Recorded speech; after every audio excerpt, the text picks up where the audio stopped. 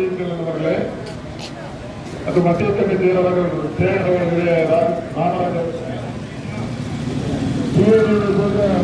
ராமநாதன் அவர்களே, எச்எம்எஸ் முருகப்பாண்டி அவர்களே, ஏஎல்எஃப் மனோகரன் அவர்களே, டிஜிஎஸ் தேவமுருகன் அவர்களே, ஓய்வு பெற்ற சங்கத்தினுடைய துணை பொருளாளர் ஜேம்ஸ் அவர்களே, ஐஎன்டியுடைய தலைவர் கர்பா அவர்களே, எம்எல்ஏ ரவிமணி அவர்களே, என்னோடு வருகை இருக்கிற ரமேஷனுடைய பொருளாளர் அரங்கமேஜன் முருகன் அவர்களே, தம்பி சிக்கனாடைய தலைவர் திருவேணி விஷ்ணு அவர்களே, தம்பி சுந்தர் அவர்களே, கூட்டமைப்புடைய தலைவர்களே, இறுதியாக எதிர்காலத்தில் இருக்க வேண்டிய நடவடிக்கை குறித்து எதிராக உரையாற்ற இருக்கிற சிஏடைய மாநில பேரவைத் தலைவர் அண்ணன் ஆறுமுகனார் அவர்களே, செயலாக கலந்து கொண்டிருக்கின்ற தொழிலாளர் தோழர்களே, உங்கள் அத்தனை பேருக்கும் என் அனுபவம் பணிவு சார்ந்த வணக்கத்தினை நான் தெரிவித்துக் கொள்கிறேன். காவல்துறை நல்லது செஞ்சிருக்கிறாங்க, அவங்களுக்கு கூட போக்கல பைக் வச்சு பேசுவதற்கு கூட வைக்காம பைக்கை கூட குளிக்கிட்டு போயிருக்காங்க. காரியப்பட்டோம் ஆமா, அவங்க எல்லாம் ஏதோ உத்தரவு கணிச்சு வேலை செய்யறோம், ஒத்துழைக்க முடியாது. கதைக்கிறோம் ஊதிய ஒப்பந்தம் 7 சாலை முடிஞ்சு 15 மாசம் ஆயிடுச்சு.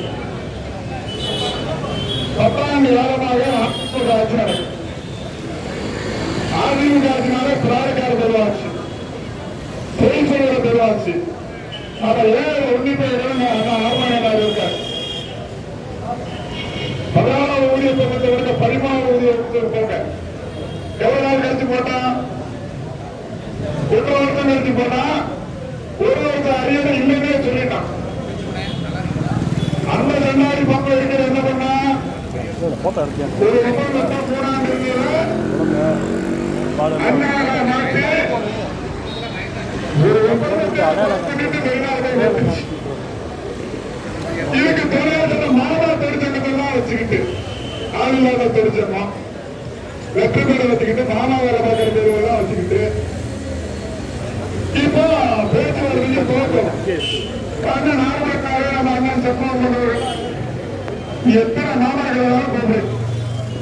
நாங்கள் பேசுறதுக்கு பாருங்க, நியாயமான கோரிக்கைக்கு பேச முடியுங்க. 16 ஊதிய ஒப்பந்தத்தை தெளிவா பேசுறாங்க. 13வது ஊதிய ஒப்பந்தம் ஏதோ விஜயபாஸ்கர் ஓடி வந்து 500 வாங்க சம்பளம் வாங்க உட்கார்ந்து பேசுறோம்னா அடுத்தது ஒட்டுமொத்த தொழிலாளர்களை திறந்திருந்து வாயில் கூட்ட ஆர்ப்பாட்டம் போட எல்லாம் நடத்தி வேலை நிறுத்தம் செய்த பிறகு வேலை நிறுத்தத்தை முடிவு கொண்டு வர 3 அமைச்சர்கள் முட்டாள் 3 பேர் 3 அமைச்சர்கள் பேசினாங்க. ஆனா வேலை நிறுத்தத்தை சொல்லுங்க, இனிமேல் நாங்க எல்லாத்தையும் பிடிக்கிறது அவங்க கணக்கில் வச்சிருவோம், ஓய்வு பெற்றவர்களுக்கு ஒரே கொடுத்து கிழிச்சிருவோம், உங்களுக்கு ஒப்பந்தத்தை போட்டுருவோம் சொன்னான். சொல்லி ஒரு ஆரம்பித்த முடிவு கொடுத்து பாமா தொழிற்சங்கத்தையெல்லாம் வச்சு 5.8 இல்லையா, அப்போ 2.4 ஒப்பந்தம். அந்த ஒப்பந்தத்தை நிறைவேற்றத்துக்கு சங்கங்கள் ஏதாவது நிறைவேற்றிருக்காரா ஏற்றுக்கொள்ளப்பட்டவரை எல்லாரும் அரசாங்கம் கீழே இருக்கிற துறையை செஞ்சிருக்காரா இல்லை. சரி 14 நம்ம ஏமாத்தினா 14 கண்டிப்பா போட்டு எழுத்து பிடிச்சு வாங்கணும்னு சொல்லி சரியா 38/2019 முன்னே அந்த கூட்டமைப்பு தலைவர்கள் ஒன்று கூடி ஆனாங்க வாழை கூட்டம் ஆர்ப்பாட்டம் போராட்டம் காத்திருப்பு போராட்டம் அப்படி அடிச்சு போட்டு வேலைக்கு போறதுக்கு முன்னாடி பெரிய ஒரு காத்திருப்பு போராட்டம் நடத்தணும் இல்லையா, நடத்த வந்து பார்த்தான். அதான் கடந்த காலத்தை மாதிரி மாட்டிக்க கூடாது. எங்க ஊர் ஒரு பழமொழி சொல்லுவான், கூலி நாளைக்கு 10ஆம் தேதி அதுக்கு அரசாங்கத்துக்கு தான் தெரியும். அதாவது பார்த்தான் ஒரு குழுவை போட்டான், எல்லா திருட்டு பசங்களையும் தலைமையா போட்டு அவங்க ஒரு கோல் போட்டான். பேச்சுவார்த்தைக்கு நம்ம ஒரு கோல் போட்டான். கொரோனாவுக்கு வந்து 20ஆம் தேதி அந்த குழுவை போட்டு இன்னைய வரைக்கும் நான் என்ன சொல்றேன், கொரோனா இருக்கு நீ எங்களை பார்த்தா செத்து போயிட விட்டு குழுவை போட்ட அதிகாரிகளாவது கலந்து பேசியிருக்க வேணுமா வேணாமா? இது வரைக்கும் அடுத்த கட்டத்துக்கு